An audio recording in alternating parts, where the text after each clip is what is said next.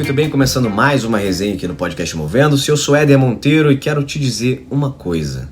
Onde há pessoas, há conflito. Gente, não tem como mudar isso, infelizmente. E isso acontece basicamente porque todos nós trazemos nossos diferentes valores, nossas necessidades pessoais, nossas personalidades, tudo isso para o local de trabalho.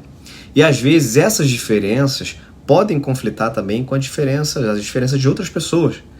Se o conflito não for algo controlado logo de cara, ele de fato pode trazer sim consequências negativas, não só para as pessoas que estão diretamente envolvidas no conflito, mas para outras pessoas que estão em volta dessa situação e também para a própria organização onde isso acontece. Agora é o seguinte, a boa notícia é que conflitos podem ser resolvidos, inclusive alguns deles são saudáveis, são importantes para o ambiente de trabalho, por incrível que pareça, porque eles podem trazer algumas questões à tona, questões que não apareciam ou que não apareceriam antes, podem fortalecer relacionamentos e algumas vezes podem até gerar inovações. Geralmente, pessoal, os conflitos, quando acontecem no local de trabalho, eles se dividem em dois campos. Conflitos de personalidade ou desacordo entre indivíduos, né? E esse tipo de conflito, em geral, eles são motivados por emoções como raiva, estresse, frustrações, e tem o tipo de conflito que é relacionado a tarefas. E normalmente esses surgem a partir de decisões que gestores, líderes tomam e que envolvem, por exemplo, metas ou objetivos que são conflitantes entre pessoas, entre áreas. Muito comum, quem nunca viveu isso? Se não forem resolvidos, ambos podem evoluir sim para um conflito mais amplo entre equipes, entre departamentos, e aí vira o caos, cara. E quais são então as causas mais comuns dos conflitos? Vamos lá. Uma delas é quando não há responsabilidade clara. Porque algumas pessoas, alguns membros de equipe, eles podem se sentir, por exemplo, trabalhando demais, trabalhando mais que os outros. Podem ficar ressentidos, achando que outras pessoas trabalham mais e ele sempre carrega aquela carga de responsabilidade maior. E essa frustração ela só vai aumentando à medida em que o trabalho também vai sendo aumentado, tem trabalho duplicado, as tarefas começam a ficar inacabadas e isso começa a ficar muito comum dentro de uma estrutura de equipe. Então ter responsabilidade clara é muito importante e nem sempre é fácil porque algumas dinâmicas de trabalho, algumas dinâmicas de empresa, as coisas, as atividades e o negócio muda muito rápido. Então é muito difícil você conseguir manter esse nível de responsabilização claro. Outra causa de conflito muito comum é a disputa por recurso. Então recurso material, recurso financeiro, pessoas inclusive. Então tudo isso é finito. E aí quando isso não é bem separado também gera conflito. Outro tipo de conflito muito comum, quando as pessoas se concentram em metas pessoais ao invés de metas organizacionais. É aquele famoso cada um vai remando para um lado diferente, né? E aí você já sabe o que acontece.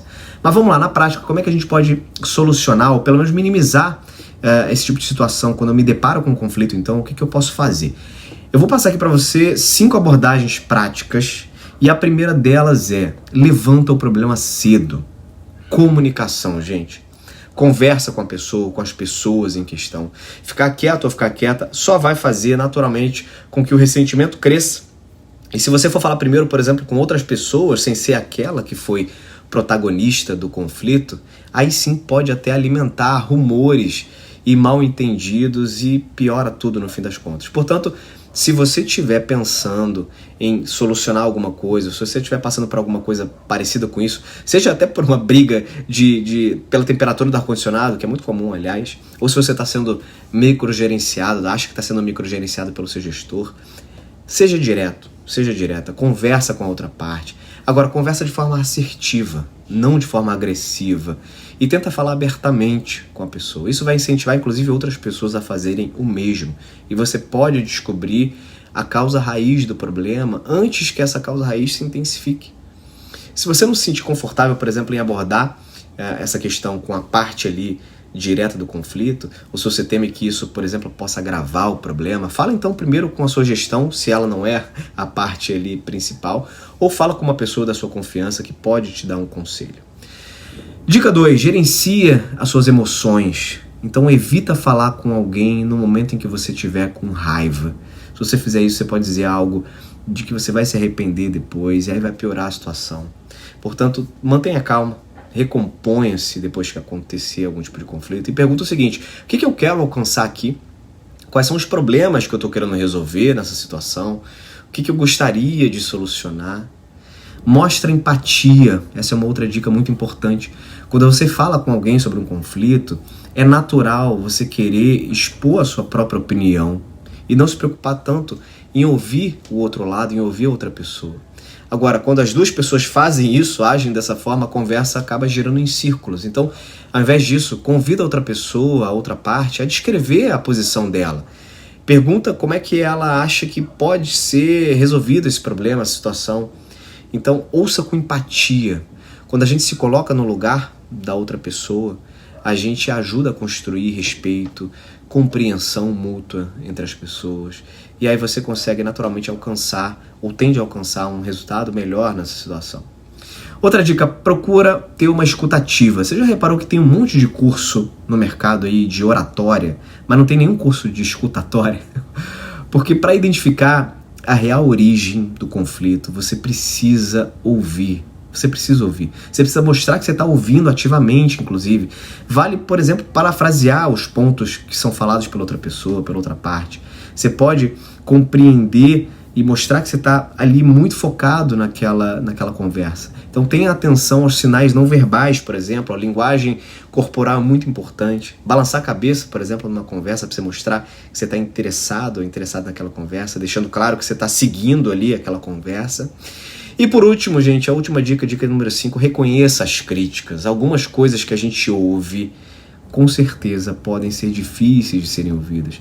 Agora, lembra o seguinte, as críticas ou os comentários construtivos não são sobre você, são sobre comportamentos que você tem no seu trabalho, não é pessoal. Então, mantenha sua mente aberta e use essas críticas para te ajudar a identificar áreas que você precisa melhorar. Você vai ter um melhor desempenho naturalmente com isso e na próxima vez que isso acontecer, vai te ajudar a crescer, inclusive. Pontos chaves desse nosso papo aqui, pessoal. Conflito, no fim das contas, é comum no local de trabalho. O maior erro que você pode cometer é não fazer nada, já que essas tensões que acontecem, quando elas não são resolvidas, elas podem afetar a sua saúde, podem afetar o seu desempenho, pode afetar a organização. Portanto, use essas habilidades de resolução de conflito para você prevenir, para você gerenciar e para você corrigir as coisas antes que elas piorem. Você também pode descobrir coisas positivas, como melhorar processos, como fortalecer relacionamentos. Então, prova que você entende o lado da outra pessoa. Tenta reconhecer que você é parte do problema sempre que um problema surgir. E tenta novamente conversar com a pessoa se a primeira conversa não funcionar bem. Certo? Seguinte, se você quiser trocar ideia sobre esse assunto, quiser bater um papo sobre esse tema, te convido a acessar lá as redes sociais, @movendo-se, tudo junto, no Instagram. Ou também acessa os comentários, a parte de comentários lá do YouTube, você também pode conversar comigo lá. Vai ser um prazer a gente bater um papo, trocar uma ideia sobre esse assunto e manter aí a nossa rede de contato ativa, conversando sobre coisas que valem a pena, beleza? Vou ficando por aqui, beijos e abraços, até mais.